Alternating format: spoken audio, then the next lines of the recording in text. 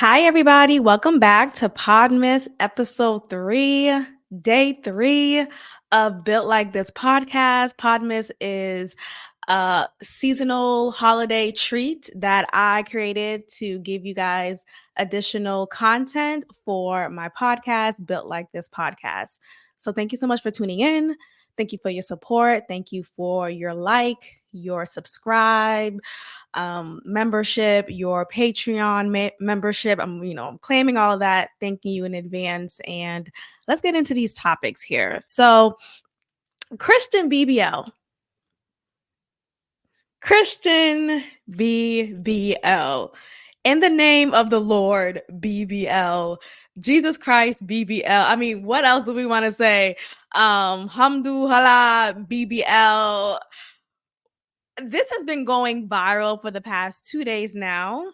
I've noticed it on my timeline, and I was wondering what is going on. Like what are you talking about? Um BBL, for those who may not be familiar, is a Brazilian butt lift surgery that is the rave for it's been the rave for many, many years now. A lot of women opt in for this surgery for the purpose of looking like a particular aesthetic, for having a slim waist, vivacious ass, and the boobs for it. I'm sorry you can't really see my boobs here because I have the banner on the screen, but I'm sure you know what a BBL looks like by now. A lot of celebrities have it, and it's at what point it used to just be a celebrity thing, something that celebrities will only indulge in when it comes to plastic surgery, when it comes to cosmetic surgery. All of that was only something that people of celebrity would partake in. But actually, it is very normal now. A friend of a friend that you may know may have a BBL. So it's very much more common than it once was. But yeah, so a BBL is very normal. Now, a Christian BBL is new. What is a Christian? I still don't know what it is. But I found this clip after doing thorough research on this phenomenon. And let's go ahead and take a look. If you are solely listening to this podcast, I hope you take some time to watch it on YouTube, okay? But let's get into this because I'm just I'm at a loss for words. Let me go ahead and share my screen and let's start this video. Figured out how to tell God, thank you. Like, even beyond the surgery, he still keeps me safe, sound, provided for, protected every day. Like, how can I even catch up to say thank you? Besides continuing to give him praise publicly, as much nonsense as I get back for it, I don't know any other way to say thank you. Now, don't get me wrong. I get there's people that are like pro natural bodies, like don't do anything to yourself, don't get veneers, don't do this one, don't do that one. I understand. I'm not personally that person. Like, I'm here for anything that makes you look better, feel better, have more confidence, and just enjoy your life. I also get that there are people that look up to me for certain things. I hope there's other things you can find to look up, but if it's that, I should have big back and wide waist. Hold on. That's not what I want you to look up to me for. And whatever choices I make in my life, I beg, have your disappointment and make a decision. Do you love me? Yes or no? The surgery that I had, a lot of people have had it and they did not wake up, but God woke me up, and it's been 6 weeks and I'm healing so well. And I have still not figured out how to tell God, thank you. Okay, let's pause right there. So I hope that audio came out crisp for that. And you got that audio. So, and if you're watching, of course, I hope you saw the video just fine. Yeah, so a Christian BBL, that is what people are getting now. It's like, I don't know if it's like a phenomenon. I think she's just being funny here. But she clearly did get a BBL according to what she said, and she added the word Christian behind BBL, to sanctify it, to make it more than just a BBL, one that we are familiar with when it comes to, people deciding to augment their body for whatever reason. And putting Christian behind it provides this meaning of, hey, I'm doing it for the Lord. I'm not doing it for vanity reasons. I'm not doing it to be, vain, to be egotistical or conceited in any way. I am doing it for the Lord. She gives praise to the Lord, as you could hear and see that she's praising the Lord for getting her up and having a peaceful recovery in the past 6 weeks that it takes to recover from that surgery. And I feel like, it's pretty disturbing now that this is just common folk, right? This is common for many women to go under the knife for something that is more of a trend than it is something that you actually could like last in. And what I mean by that is, when you think about now, there's this new trend of being on Ozempic, and Ozempic is initially for those with diabetes, but nowadays a lot of people are using it for weight loss purposes. And they may say the excuse of, well, I've been struggling with weight for so long, um no matter what I do, nothing works. So I decided to get on Ozempic, and it's been working. But the flip side to it is you experience a lot of gastrointestinal issues, especially if you're someone who already suffers from something like that. It's probably not a good idea to get on Ozempic for those reasons, in particular.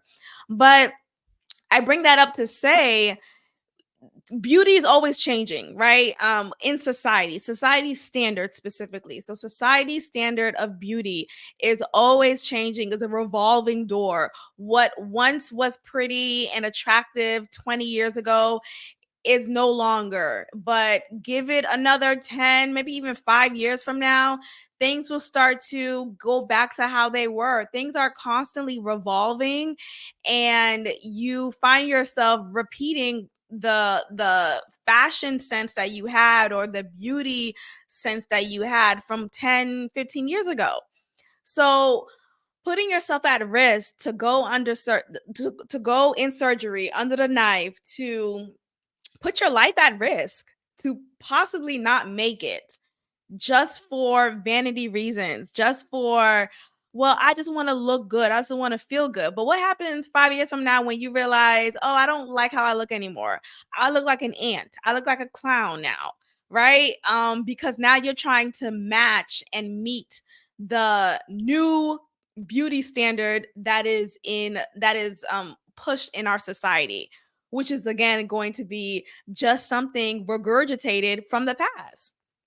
So nothing is really lasting until you realize, okay, no, how about me as I am is enough? Or if you're someone who would like to lose weight, how about doing it in a manner that is ethical and safe and healthy, changing your diet, adding exercise to your daily routine? These are things that you could implement on a daily basis, making it a lifestyle change. So when we opt for these quick fixes, these overnight fixes, or this 6-week recovery fix, it doesn't always guarantee your confidence or your idea of feeling beautiful about yourself, especially if you are basing your beauty on society and what society says is beautiful.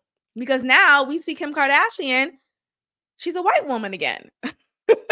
She is skinny, thin, she is a white woman again.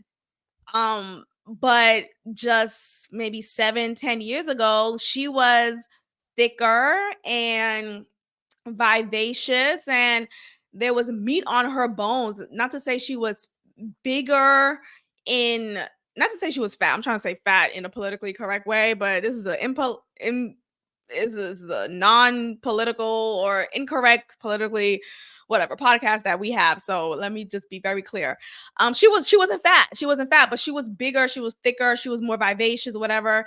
Nowadays, she is very, very slim. Same for Khloe Kardashian. I don't know who is that Khloe in there? Hello? Khloe, are you in there? Khloe Kardashian, are you in there? Like, she looks like an AI. Like, some of these people, I swear they're not real.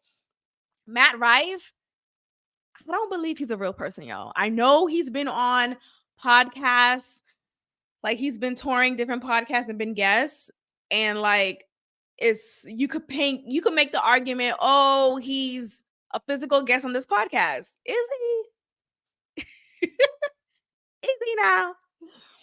I don't know, but I actually saw, speaking of Matt Rife, so Matt Rife is a comedian for some of my listeners who may not be familiar. He's a comedian that's been getting a lot of exposure and virality lately for his good looks and the fact that he's a stand-up comedian, and stand-up comedians don't typically get painted this handsome adjective painted on them. Like, they don't, when you think of a stand-up comic, you think of like a dork, like a Chris Rock. And I'm gonna say Chris Rock is not handsome, but he's like more like, he does that. You know what I'm doing. If you're watching, you know what I'm doing right now. Like, he appears more as a dweeb, and that helps him in his stand-up comedy.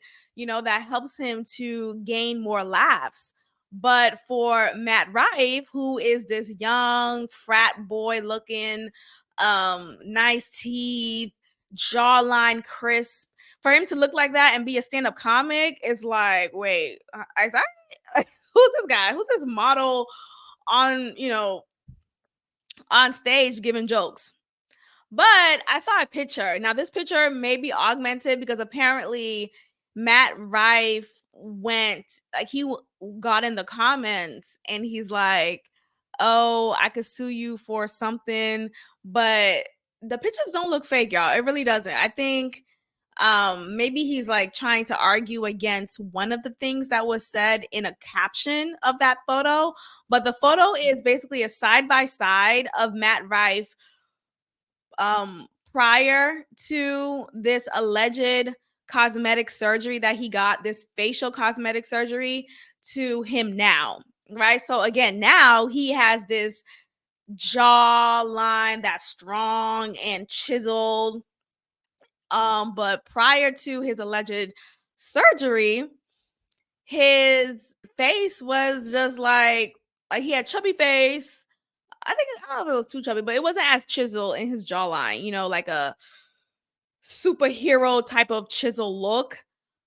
His teeth wasn't straight and white and crisp as it looks now. Instead, it was just like gapped in between, and it just wasn't as handsome and attractive as it is now. What else? It's like everything was just like off. Everything was just freaking off. But him now is totally different. So that's the rumor that he allegedly had this surgery, and that helped propel him to be this attractive and engaging comic. But anyway, so with Christian BBL, to make it Christian, all you got to do is praise the Lord throughout your recovery process. Say that you are doing it in the name of the Lord. I actually read, because I was trying to find more information about this Christian BBL situation. I read something on Twitter about how, is this against the Lord? Is this something that should Christian women do? So it was very interesting, the conversations that was had about this. The argument could be, oh, well, what if the husband wants the wife to look a particular way? Maybe after having their kids, she wants, like, her body wasn't the way that it once was, and he wants that body back, or he wants his wife to look a certain way. And he also adds in, you know, if you don't want me to cheat, if you don't want me to go outside the marriage, then I need you to, you know, get this BBL, bitch. Get this Christian BBL, bitch. In the name of the Lord. What? So that could be the motivation behind it, and the Christian label behind it. I'm doing it to please my husband, to make sure he is getting what he needs as make sure he's getting what he needs from me as his wife. I'm doing my wifely duties. But it's still stupid. It's still stupid because, again, society changes, and what we think is the new it, the new look, the new aesthetic to aspire to, just give it some time, you guys. And it's not even that long of a time. Give it a few years, things will go back to as they were. So I think ultimately what we need to do is just love our bodies as they are. And I'm not here to say don't work on yourself, right? I'm not saying, oh, just, you know, roll out of bed and look the way I mean, sure, you could obviously look at your body and see what can you do to help yourself feel more confident. And if that's losing weight, if that's maybe changing your hair, or, you know, whatever it is. But I think ultimately when you are risking your life, that I think that's where the line could be drawn, just for your own sake and for the sake of your loved ones who would love for you to still be here. For the sake of that, how about finding other measures to meet the beauty needs that you would like for yourself, not based on what you see on social media, what you see in, you know, from the celebrity world and all of that. Instead, find something that you feel works for you and your aesthetic, and find healthy ways and ethical measures to meet that. Just my 2 cents, but, you know, my body, my choice, right? Whatever the whatever white feminism fed y'all, whatever white feminism fed y'all. Okay, let's move forward. So, okay, Adina Howard. Now, when I discovered her when I was a kid, obviously when she was out, I was too young to listen to her music, or too young to really know about her. I think like I was like toddler age when she came out. So I don't really know much about I didn't know much about her then. I discovered her. I signed her to my label. No, but, you know, I discovered her as I got older, but I was still like young. So I want to say in my teens, that's when I learned more about her and the songs that she had, and just how freaky she was, girl. Hello. Because I will be a freak until that day. Until the night. Hold on. Let me see what other song she has that I simply can't remember right now. So, oh, my nasty grind. Yeah, yeah, yeah, yeah, yeah. Nobody can do it like that's a great song. And t-shirt and my panties on. Got my t-shirt and my okay, that's, you know, it's a hit. Actually, that reminds me of City Girls, because they have a song called, dang, what's it called? Something about panties on. Something like that. I think it's actually titled T-shirt and panties. Let me see if I can find it real quick. This is bothering me. City Girls panties on song. Oh, panties and bra. Just panties and bra. Okay, I guess it's a little different, but the same ilk. Anyway, so Adina Howard has been trending. Like, she's been coming up on my timeline for quite some time now. Not sure why. I think she is still touring. So that's what's up. Good for her. She is actually 50 years old. And the videos that I'm seeing of her on tour, on that stage, she looks great. She looks good. With the T at the end, she looks good. I'm actually really liking to see that she is taking care of herself, and she looks very well, very well. I want to play this video of her talking about her husband, her ex-husband now.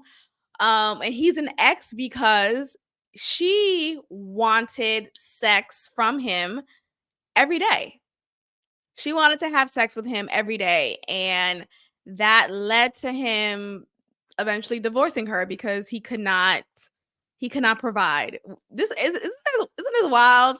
He could not provide. So let me go ahead and play this video. And again, I hope you are able to listen to it just fine. Child, if it doesn't work, I'll be so annoyed. But I'll find a way to put it up post if it doesn't work. But hopefully it does. Do less work on my end. Let me go ahead and share my screen once more. And let's watch this because I find this to be quite interesting. I got married because I wanted to be able to have as much sex as I wanted to. I got married for sex, only to have a borderline platonic marriage. That created a lot of tension and conflict between he and I. Because in his mind, he was like, well, why do you want it so much? And I'm like, well, why don't you? Man, I'm going to tell you, I thought I was a freak. She's like the Energizer Bunny. Adina wanted all day, every day, the next day. If there was 9 days in the week, she wanted that 8th, that 9th day. I need it in the morning as my cup of coffee, and I need it at night for my sleeping pill. But if I can get it in between morning and night, I'm like, that's the icing on the cake. I have the sex drive of a teenage boy.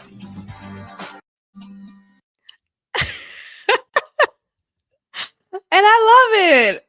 I love it. Shout out to her. Shout out to her for owning that, for being comfortable in that. I think, we have to have, I think we've been having more conversations about women being just as desiring for sex as men. So that's what's up.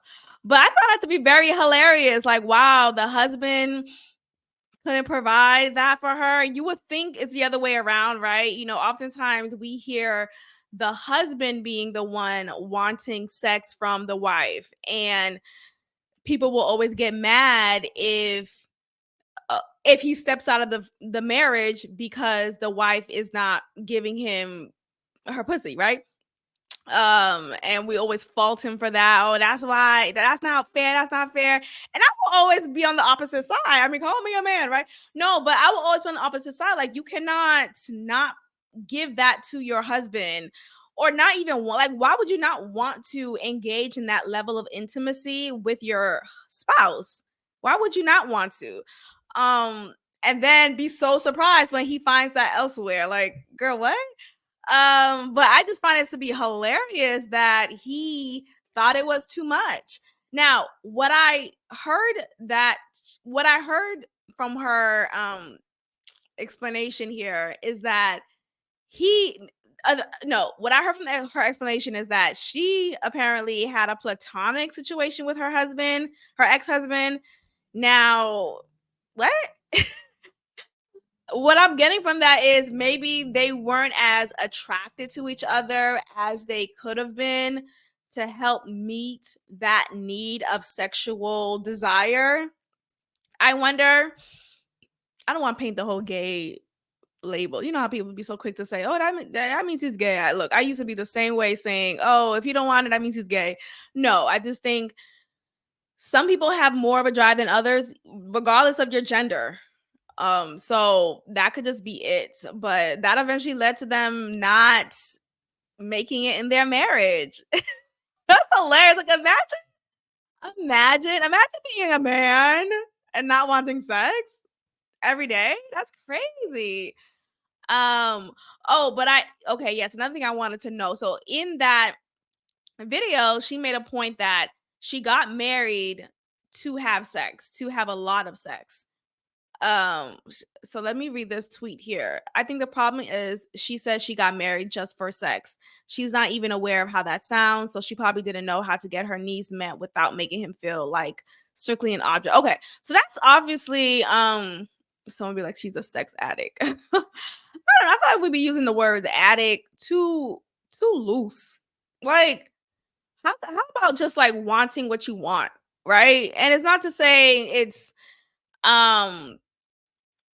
getting in the way, like until it gets to a point where it gets in the way of your day-to-day tasks, right? Maybe your addiction, quote unquote, to X, Y, and Z is getting in the way of you going to work, making money, bringing home income, you eating, you being in contact with your loved ones. Like, until it gets to that point, then it's a cause for concern. But if it's not, if you just really like something, why is it quickly labeled, oh, you're an addict? No, if I just want, it's just silly. It's silly to me. Anyway, she probably, I think at that time in her life, especially in the time during society, it probably wasn't as welcoming for women to be sexually liberated and wanting more sex than men. So she probably felt like it was safe for her to simply get married and cool. I have this expendable man in front of me in my house every day. I'll have sex with him all the time. Why not? He's here. He's the person I can have sex with. And maybe she wasn't at a space where society wise and just within herself to have it outside of the context of marriage. And that's totally fine. I understand that. But I do wonder if there ever was love in the relationship, like romantic love. And again, like she said, it was platonic. She literally said platonic. Now, if I'm describing my husband with the word platonic, that says a lot. That says a lot. So it probably was just like an easy situation to get married to this man. And why not? I'm hot, you're hot, or at the very least, we're merely attracted to each other. And there's love there from this friendship.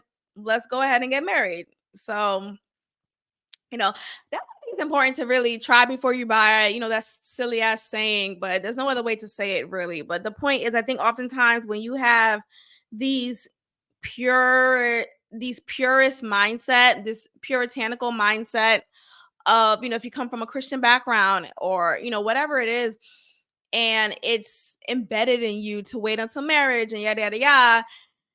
You wait until marriage and then you realize, oh, wait, this isn't what I thought, or this isn't what I wanted. I wanted someone who can meet me where I'm at sexually, romantically, all of these things. And we're not there yet.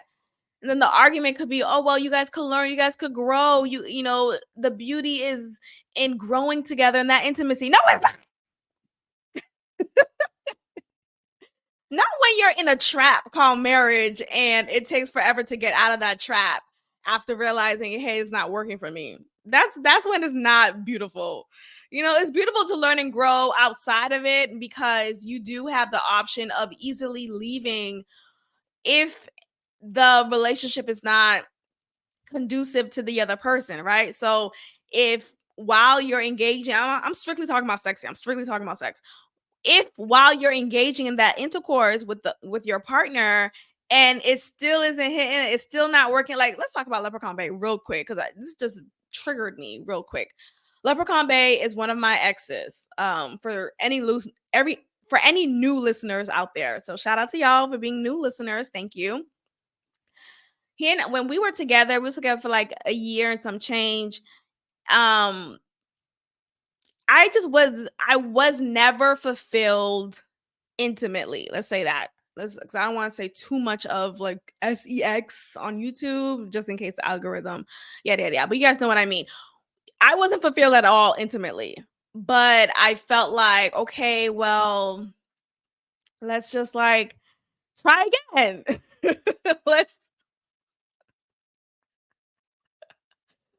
try again and again and again and again. It's still not working. It's not working. It's not working. Oh my God. It's not. Oh my gosh. It never worked. There was one time when, as he was down there, I was just laying there waiting and I was trying to, I was helping him out. Like I was, making myself get into it. Right. So it's a mental thing, really, when it comes to intimacy. Like that's really what it is, a mental thing. But I mean, you have to have the willpower to understand what you're doing and the stamina. It's all that. But anyway, as he was down there, it was completely unfulfilling. I was like, get out. Get up, get out, and get something. Get something else. Find another man. Go find me someone better to bring in here so we can do the do again and I could be fulfilled. Because my God, today, every time I never got off. Maybe like there was a few times when I was like, whew, praise God. We got through it. I got something from it, right? Nah, every time, you guys, it was unfulfilling and it was just what it was. But I say that to say, why did I bring that up? I bring that up because some people are just not a good match intimately, right? Maybe you guys have great chemistry. Maybe you guys have great jokes together. Your, comedy style is similar. Cool. Intimately, y'all don't match. That's a big ass part in the relationship, and that's not okay. So I say all that to say, shout out to Adina Howard. Shout out to Adina Howard. Okay, you guys, I'll end it here. Thank you so much for tuning in to this episode of PODMAS, the 12-part series that I created here in this podcast streets. I will check in with you all tomorrow. Thank you so much for tuning in, and I'll check in with you all tomorrow. All right, we'll see each other again tomorrow. Bye.